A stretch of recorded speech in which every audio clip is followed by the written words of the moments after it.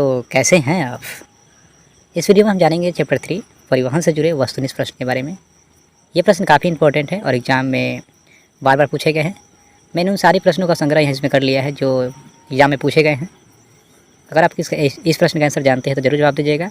तो चलिए हम बिना समय गंवाए वीडियो को शुरू करते हैं।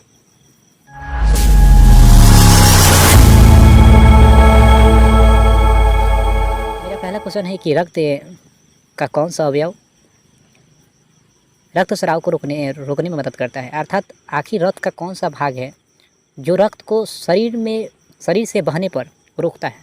क्वेश्चन ये है। आंसर होगा लसिका, प्लेटलेट, प्लाज्मा या कोई नहीं। तो इसका आंसर जो होगा ख होगा प्लेटलेट। क्योंकि पता है प्लेटलेट जो होता है ना, अगर हमारा शरीर का कोई भाग कट जाता है तो वहाँ ये शरीर के उस भाग पर आकर खून को बहने से रोक लेता है। तभी हमारा जो खून होता है 2-3 मिनट के बाद रुक जाता है। याद रखिएगा। प्लेटलेट का जीवन काल जो होता है मुश्किल से 2 से 5 दिन के बीच होता है। ये भी प्रश्न काफ़ी इंपॉर्टेंट है, तो ध्यान रखिएगा। अगला क्वेश्चन है हृदय से रक्त को पूरे शरीर में पंप कौन करता है। पंप किया जाता है अलिंद द्वारा, फेफड़ा द्वारा, प्लाज्मा द्वारा या नीलय द्वारा। मतलब हृदय से पता है ना, हृदय अर्थात हार्ट से थोड़ा ध्यान याद रखिएगा। तो हार्ट से हमारा जो रक्त होता है मुख्य रूप से 2 बार गुजरता है। एक बार अशुद्ध, दूसरा शुद्ध। जब शुद्ध रक्त हो जाता है, फेफड़ा जो होता है रक्त को शुद्ध करता है। जब रक्त हमारा शुद्ध हो जाता है ना, तो ये नीलय द्वारा जो होता है ना पूरे शरीर में भेजा जाता है फेफड़ा द्वारा। तो इसका आंसर क्या होगा? नीलय। अगला क्वेश्चन आते हैं, मानव शरीर में कितने कोष्ठ होते हैं। तो मानव शरीर में 5, 4, 6 या 9। तो मानव शरीर में 4 कोष्ठ होते हैं। कौन कौन? दायां अलिंद, दायां नीलय, बायां अलिंद, बायां नीलय। क्लियर। रक्त में ऑक्सीजन का भाग कौन होता है। आखिर रक्त में जो ऑक्सीजन जो पता है ना, हम लोग ऑक्सीजन लेते हैं फेफड़ा द्वारा। तो आखिर जब रक्त में ऑक्सीजन जाता है तो ऑक्सीजन शरीर में कैसे, किसके द्वारा घूमता है। शरीर में ऑक्सीजन को पूरे शरीर में कौन ले जाता है। वसा, हार्मोन, हीमोग्लोबिन या कार्बोहाइड्रेट। तो इसका आंसर जो होगा हीमोग्लोबिन होगा। ध्यान रखिएगा, रक्त में जो होता है ऑक्सीजन को जो चारों तरफ, शरीर के चारों तरफ ले जाने का कार्य हीमोग्लोबिन करता है। और एक जो होता है WBC अर्थात लाल रक्त कणिका करता है। और RBC करता है अर्थात लाल रक्त कणिका। फिर से हमारे शरीर में ऑक्सीजन जो है पूरा शरीर में भेजने का काम जो होता है, ले जाने का काम हीमोग्लोबिन और लाल रक्त कणिका अर्थात RBC करता है। क्लियर। देखिए ये भी क्वेश्चन आ ही गया। ऑक्सीजन का वाहक होता है, वाहक मतलब ही ऑक्सीजन को ले जाता है। लसिका, RBC, WBC या कोई नहीं। तो क्या होगा? RBC होगा, मैंने अभी आपको बताया। देखिए ये प्रश्न काफ़ी इंपॉर्टेंट है, तो थोड़ा ध्यान रखिएगा। जो ऑक्सीजन जो होता है पूरे शरीर में RBC अर्थात लाल रक्त कणिका या हीमोग्लोबिन द्वारा जाता है। अगला हीमोग्लोबिन की कमी से रोग होता है। मधुमेह, फीलिया, एनीमिया या डायरिया। तो हीमोग्लोबिन की कमी से एनीमिया नामक बीमारी होती है।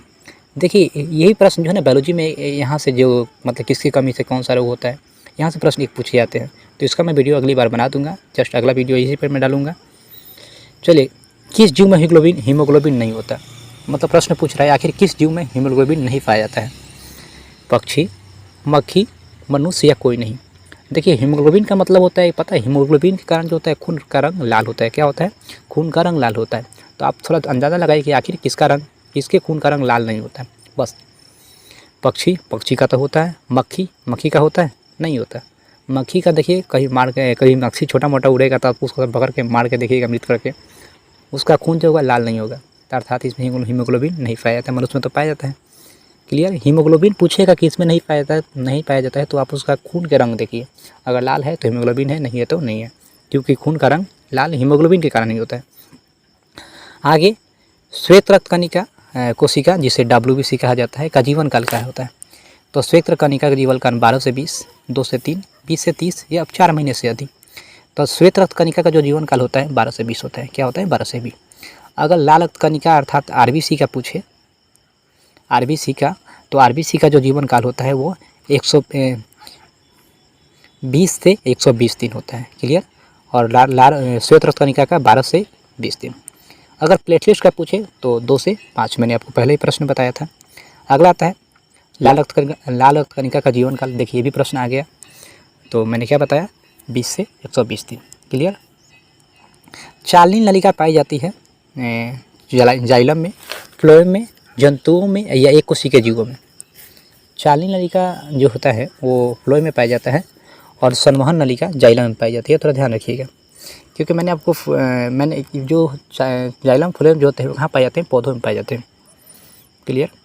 आगे लाल कोशिका में पाया जाता है लोहा, तांबा, मैग्नीशियम या कोई नहीं।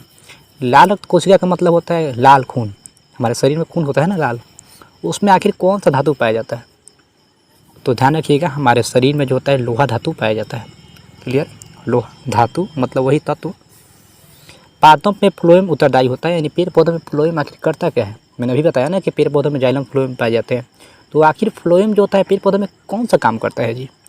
जल संवहन का, यानी जल को ले जाता है पृथ्वी के अंदर से जड़ द्वारा, या भोजन संवहन करता है, या पेड़ पौधे जब भोजन बना लेते हैं प्रकाश संश्लेषण की उपस्थिति में उस भोजन को चारों तरफ ले जाता है, या एमिनो अम्ल संवहन करता है, एनिमो अम्ल को जो होता है ले जाता है, या ऑक्सीजन का वहन करता है। तो ऑक्सीजन तो होगा नहीं, क्योंकि पेड़ पौधे तो ऑक्सीजन का उपयोग करते नहीं है। देखिए पादप में फ्लोएम जो होता है भोजन संवहन में उत्तरदायी होता है, क्योंकि ये भोजन जो होता है बन जाता है तो भोजन ले जाता है, और जल जो होता है वो जाइलम ले जाता है। क्लियर। थोड़ा ध्यान रखिएगा।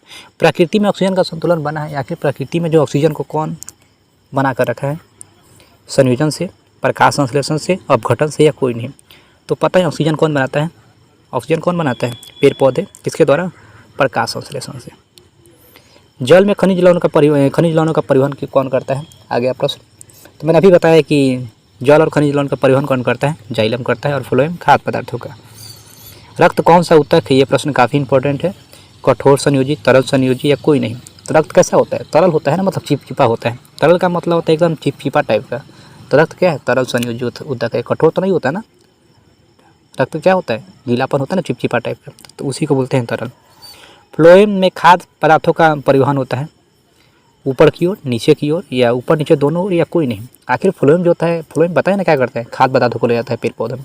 तो कहाँ ले जाता है? केवल ऊपर की ओर ले जाता है कि नीचे की ओर ले जाता है, या दोनों ओर ले जाता है? तो पता है पेड़ पौधे खाना बना लिए हैं। पता है पेड़ पौधे कहाँ खाना बनाते हैं? पत्तियों में बनाते हैं। तो जब खाना बन जाता है तो फ्लोएम किधर ले जाता है? केवल ऊपर की ओर ले जाता है, ऊपर वाली डाली में ले जाता है, कि नीचे वाली डाली में ले जाता है, कि दोनों ओर ले जाता है? तो खाना तो चारों तरफ जाता है ना पेड़ पौधे में, जड़ तक भी जाता है, तो ऊपर नीचे दोनों होगा। लेकिन जो जाइलम जो होता है केवल नीचे से ऊपर ले जाता है, क्योंकि जल कहाँ से जाता है? नीचे से ऊपर। खाद्य पदार्थों का परिवहन कौन करता है? फिर प्रश्न वही आया। तो खाद्य पदार्थ का परिवहन कौन करता है? फ्लोएम करता है। मैंने पहले जस्ट इसके पहले प्रश्न में बताया, ये प्रश्न 2 बार पूछे गए हैं, थोड़ा घुमा दिया गया है, इसलिए मैंने इस प्रश्न का भी संग्रह कर लिया है। पत्तियों से जल का निकलना क्या कहलाता है? जब पत्तियों से, पता है पत्तियों से जल का निकलना क्या कहलाता है? क्या कहलाता है? परिवहन, स्थानांतरण, उत्सर्जन, या शोषण। देखिए अगर जब जाइलम जो होता है, जब जल अत्यधिक लेकर चला जाता है जड़ से पत्तियों तक, तो जब अत्यधिक जल जो होता है वो फिर दोबारा जड़ के पास नहीं ले जाता, छोड़ देता है।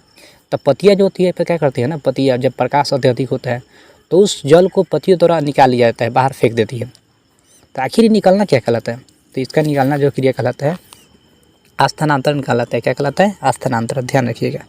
एस्टोमाटा होता है रंध्र में, तना में, जड़ में, या कोई नहीं। एस्टोमाटा जो होता है एक तरह से बोल सकते हैं रंध्र में होता है, यानी पत्तियों के क्षेत्र में पाया जाता है ना एस्टोमाटा।